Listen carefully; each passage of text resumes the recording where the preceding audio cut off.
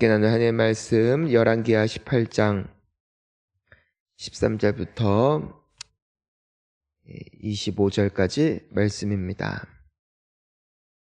열왕기하 18장 13절부터 25절입니다. 함께 한 목소리로 말씀 봉독합시다. 히스기야 왕 제14년에 아수르의 왕 사네립이 올라와서 유다 모든 견고한 성읍들을 쳐서 점령하매 유다의 왕 히스기야가 라기스로 사람을 보내어 아수르 왕에게 이르되 내가 범죄하였나이다. 나를 떠나 돌아가소서. 왕이 내게 지으시는 것을 내가 당하리이다 하였더니 아수르 왕이 곧 은 300달란트와 금 30달란트를 정하여 유다 왕 히스기야에게 내게 한지라. 히스기야가 이에 여호와의 성전과 왕궁 곳간에 있는 은을 다 주었고 또 그때에 유다 왕 히스기야가 여호와의 성전 문에 금과 자기가 모든 기둥에 입힌 금을 벗겨 모두 아수르 왕에게 주었더라. 아수르 왕이 다르단과 랍사리스와 랍사게로 하여금 대군을 거느리고 라기스에서부터 예루살렘으로 가서 히스기야 왕을 치게 하매 그들이 예루살렘으로 올라가니라. 그들이 올라가서 윗못 수도 곧 세탁자의 밭에 있는 큰 길에 이르러 서니라. 그들이 왕을 부르매 hil기야의 아들로서 왕궁의 책임자인 엘리야김과 서기관 셈나와 아삽의 아들 사관 요아가 그에게 나가니 랍사게가 그들에게 이르되 너희는 히스기야에게 말하라. 대왕 아수르 왕의 말씀이 내가 의뢰하는 이 의뢰가 무엇이냐? 내가 싸울 만한 계교와 용력이 있다고 한다마는 이는 입에 붙은 말뿐이라. 내가 이제 누구를 의뢰하고 나를 반역하였느냐? 이제 내가 나를 위하여 저 상한 갈대 지팡이 애굽을 의뢰하도다. 사람이 그것을 의지하면 그의 손에 찔려 들어갈지라. 애굽의 왕 바로는 그에게 의뢰하는 모든 자에게 이와 같으니라. 너희가 내게 이르기를 우리는 우리 하나님 여호와를 의뢰하노라 하리라마는 히스기야가 그들의 선당들과 제단을 제거하고 유다와 예루살렘 사람에게 명령하기를 예루살렘 이 제단 앞에서만 예배하라 하지 아니하였느냐 하셨나니 청하건대 이제 너는 내 주 아수르 왕과 내기하라. 내가 만일 말을 탈 사람을 낼 수 있다면 나는 내게 말 2,000마리를 주리라. 내가 어찌 내 주의 신하 중 지극히 작은 지휘관 한 사람인들 물리치며 애굽을 의뢰하고 그 병거와 기병을 얻을 듯하냐? 내가 어찌 하나님 여호와의 뜻이 아니고야 이제 이곳을 멸하러 올라왔겠느냐? 여호와께서 전에 내게 말씀하시기를 이 땅으로 올라와서 쳐서 멸하라 하셨느니라 하는지라. 아멘. 할렐루야.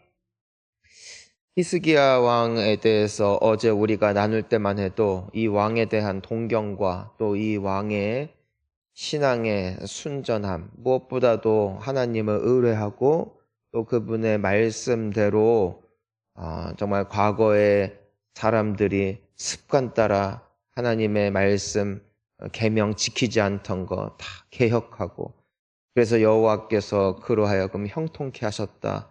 말씀만 들으면은 그의 인생이 꽃길 같죠. 그리고 그의 인생에 이미 성공한 것 같고 하지만 아무리 이와 같은 하나님 앞에 드려짐이 있는 인생이다 할지라도 삶에는 항상 위기와 또 연단이 찾아온다는 사실을 오늘 말씀을 통해서 우리가 볼 수 있게 됩니다.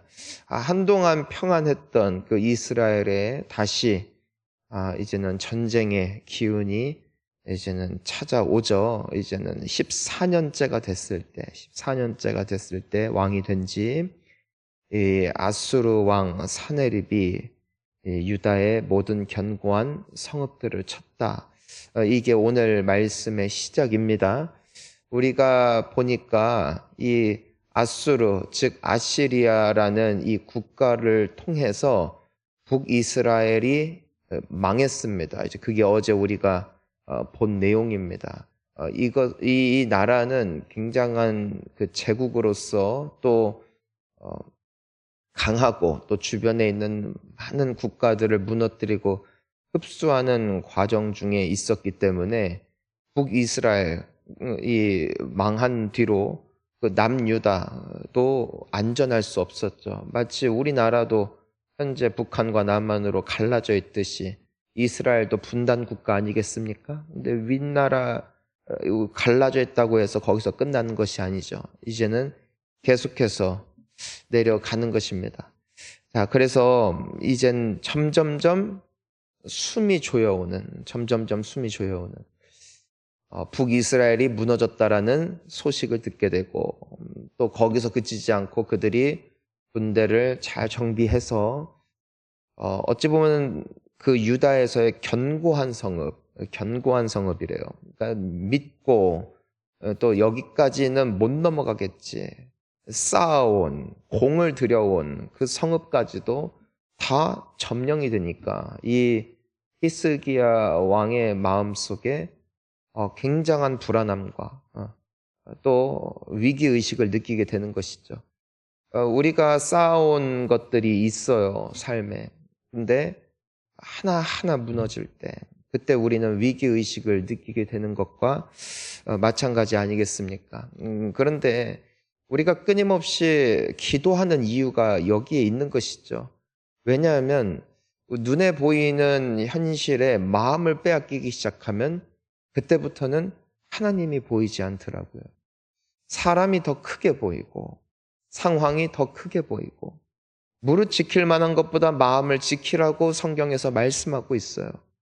우리의 삶에 무슨 일이 일어나든 하나님은 여전히 살아계신 하나님이십니다.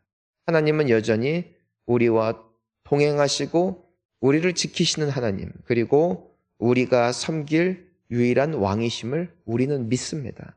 하지만 이와 같은 현실이 내 목을 죄오기 시작할 때 그때는 하나님보다는 현실이 더 크게 보이는 것. 이건 히스기야 왕이 하나님 앞에 겸비한 심령을 가졌고 또 하나님 앞에 그토록 귀한 결단을 했던 사람에게도 피할 수 없는 위기의식이었어요. 그러니까 이 왕이 마음을 그만 이젠 빼앗기는 것이죠. 빼앗기는. 어떻게 돼요? 그러니까 14절을 함께 읽어봅니다. 유다의 왕 히스기야가 라기스로 사람을 보내어 아스로 왕에게 이르되 내가 범죄하였나이다. 여러분, 내가 범죄했다예요. 범죄했다.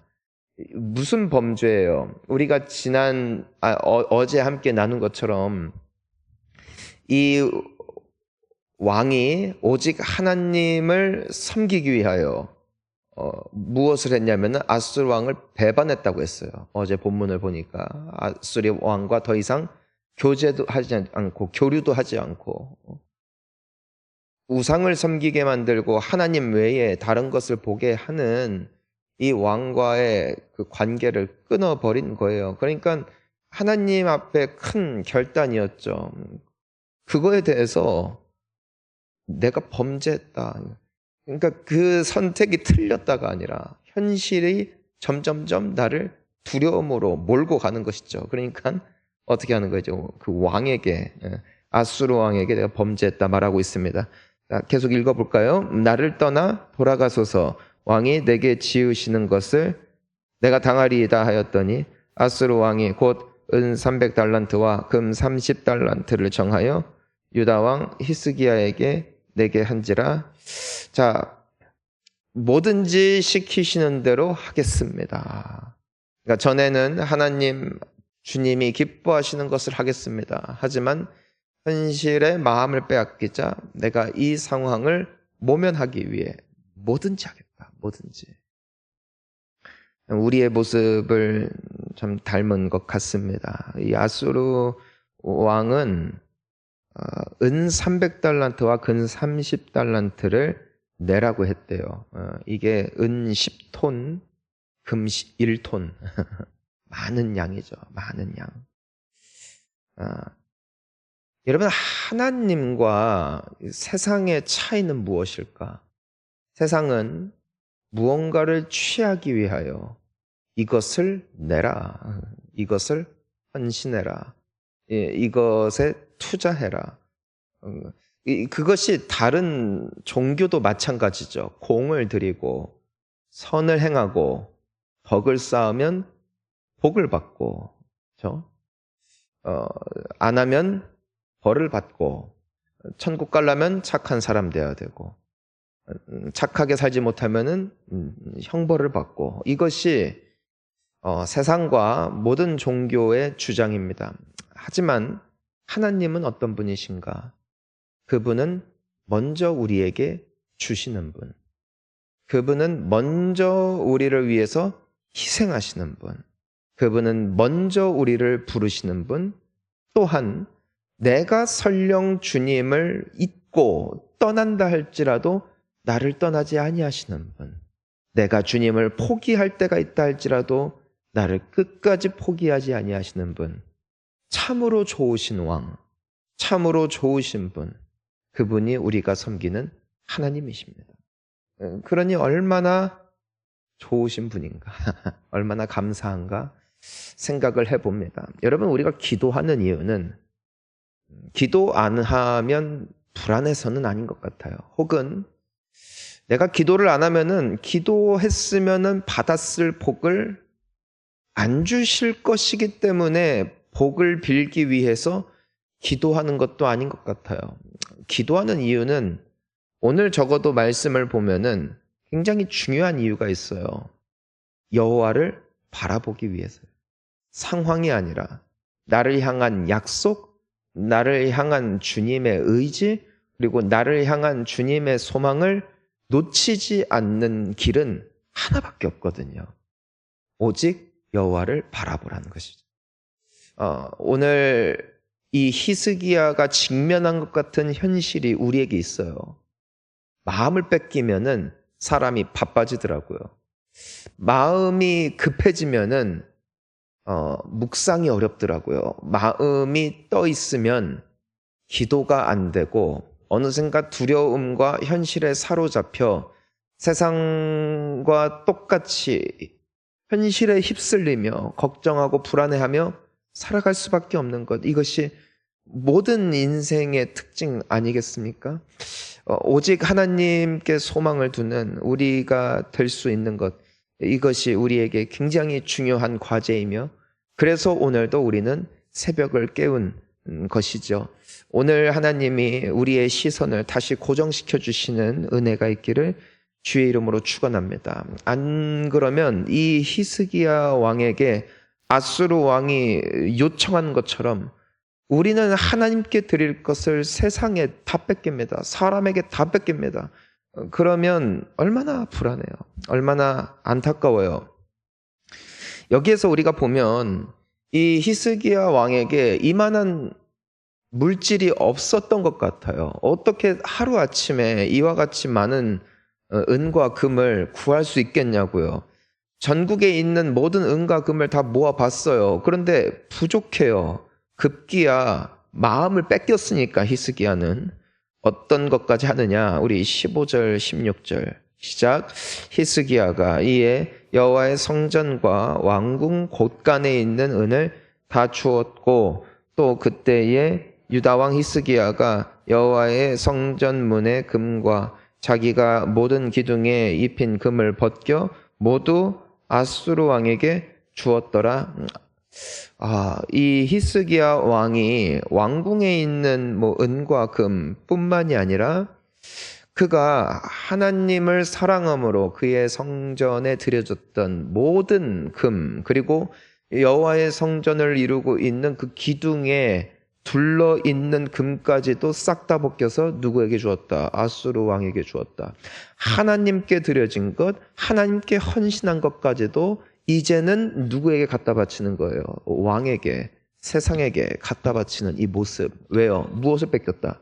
마음을 뺏겼다. 마음을 뺏기니까 무엇까지 사라졌다. 하나님을 향한 사랑이 사라지고 믿음조차 무너진다. 마음이 이렇게나 중요한 것이죠. 우리의 모습을 함께 살펴봅니다. 사랑하는 성도님 여러분, 우리는 어떻습니까? 참 세상은 커 보여요. 그 골리앗 같고요. 여리고성 같습니다. 하지만 우리가 믿음으로 마음을 굳게 붙잡고 있을 때 세상은 참 작아 보이더라고요.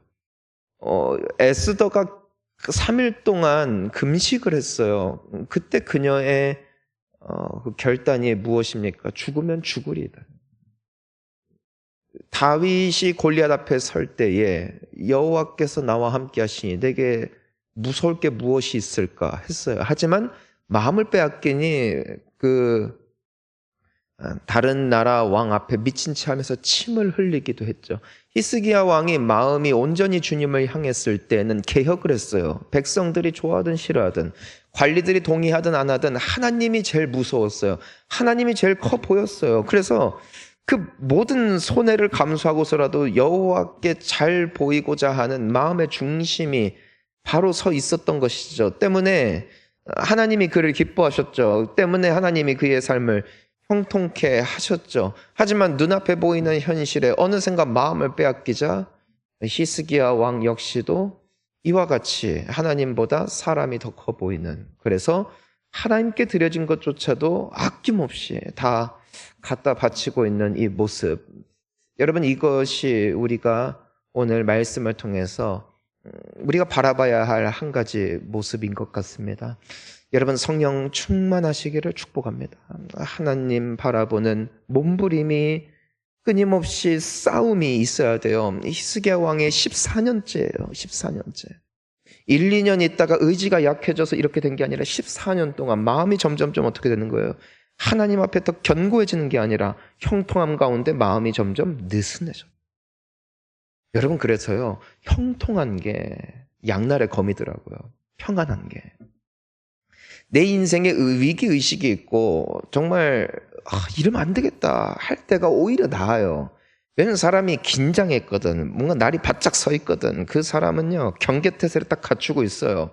그래서 영적으로도 딱 정신을 차리고 있어요. 그런데 이제는 힘든 시간이 넘어가는 거예요. 넘어가는.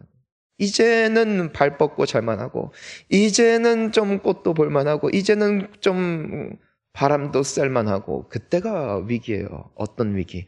다른 위기가 아니죠. 마음이 느슨해지는 위기, 마음을 빼앗기는 위기. 그때 결정적인 사건이 일어날 때 우리는 이 히스기야 왕과 같은 모습으로 전락하기 쉬운 너무나 연약한 존재이다. 여러분 아실 거예요. 다윗 왕 역시도 밧세바 사건이 있었죠. 큰 회개가 있었어요. 하지만 다윗이 그때 깨달은 게 뭐냐면은 사람은 사람이다. 주님 없이 나는 먼지다. 주님 없이 나는 티끌이다. 그리고 하나님 외에 믿을 것은 아무것도 없다. 나도 믿지 못한다. 그래서 나중에 그가 노년에 이르러서 몸이 추워지고 여러 가지 정말 이제는 건강적인 이슈가 있을 때 신하들이 정말 왕의 건강과 좀 마음의 위로를 위해서 그 전국에서 가장 아리따운 여인을 선별해서 왕의 곁에 두는데, 성경에 보면은 뭐라고 되어 있냐면 다윗이 그와 가까이 하지 않았다. 나의 옆에 두지도 않았다. 둬도 되는데 뭘 깨달은 거예요? 또 느슨해질 수 있는 마음, 그 따뜻한 그 안락함 속에 또한 변질될 수 있는 자신을 그는 너무나도 잘 알고 있었던 것이죠. 그래서 스스로가 경계하고 겸비한 그 심령으로 산 다윗 때문에 그는 결국 존귀하게 눈을 감을 수 있었음을 보게 됩니다. 여러분, 이와 같이 우리가 나이가 들었든 젊든 우리가 주님 앞에 선 날까지 우리 안에 있는 죄성, 내 안에 있는 이 본능은 끊임없이 나를 뒤흔들 거예요. 끊임없이 나의 마음을 빼앗을 거예요.